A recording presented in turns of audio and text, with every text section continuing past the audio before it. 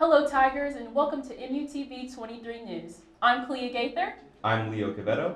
And I'm Prajakta Ghosh. It's time for this week's Mizzou News to Know.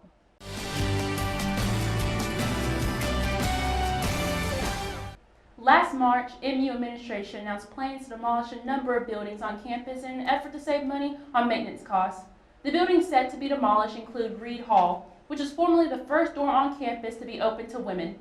The planned destruction of Reed was met with a negative reception from many students who wished to preserve Reed for its historical significance, and some of those students created the Save Reed Hall movement in response.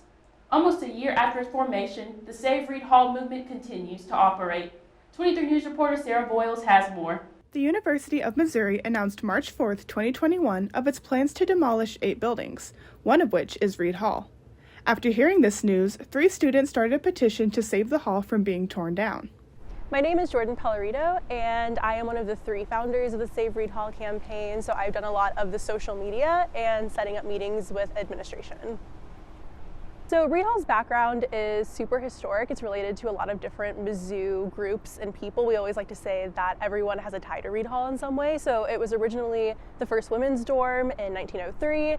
It was the first building on white campus or historic women's campus, and so it inspired all of the other buildings with the white limestone around here. It served as a student center. A lot of student organizations like the Maneater had office space here.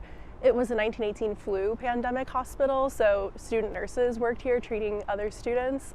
And so just architecturally and historically in terms of what it's meant for Mizzou, every student has a tie here.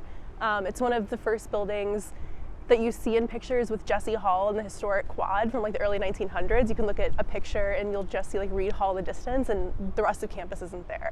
So it's 8 years younger than Jesse Hall, and it served a variety of different roles for students.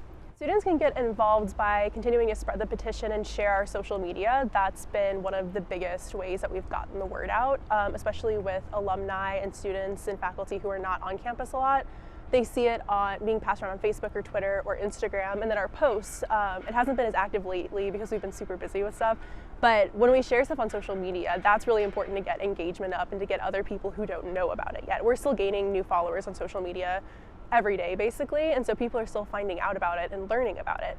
For the future of Reed Hall, I hope that it remains on campus, and I hope that it is a first step for the university recognizing the historical integrity of the rest of campus. Jesse Hall and the quad are protected.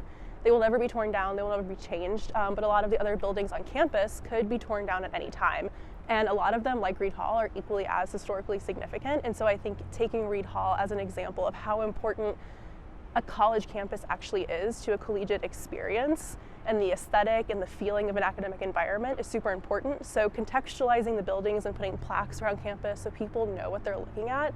And then just that it sparks conversations about preservation, maintenance, and how campus actually matters to the college experience. Thanks, Sarah, for covering this story. One of the most exciting opportunities afforded to MU students is the opportunity to study abroad. For those who get the chance to take a class or pursue an internship in another country, the experience is often one they'll never forget. In preparation for upcoming trips, the Study Abroad office recently hosted a number of Study Abroad info sessions. Through these sessions, students were given the opportunity to learn more about the wide variety of possible study abroad destinations in countries ranging from France to Ghana to Vietnam. To learn more, visit our website at mutv.missouri.edu to read further coverage from 23 News reporter Jocelyn Pescia. Nearly 2 years after COVID-19 first reached the United States, the virus continues to significantly affect the lives of Americans across the nation, including students at MU. Over the past few semesters, students have seen a number of changes to university operations, including a variety of different safety measures. As the pandemic has progressed, many of these measures have been rolled back, including the reporting of on-campus cases of the virus. To hear some MU students' thoughts on the university's efforts to combat COVID-19, visit our Instagram page at MUTV23 for coverage from 23 News reporter Graham Ambrose. That concludes this week's Mizzou News to Know. Be sure to follow us on Instagram and Twitter at MUTV23 and visit our website at mutv.missouri.edu. I'm Clea Gaither. I'm Leo Quevedo. And I am Prajakta Ghosh. Thanks for watching, Tigers, and have a great week.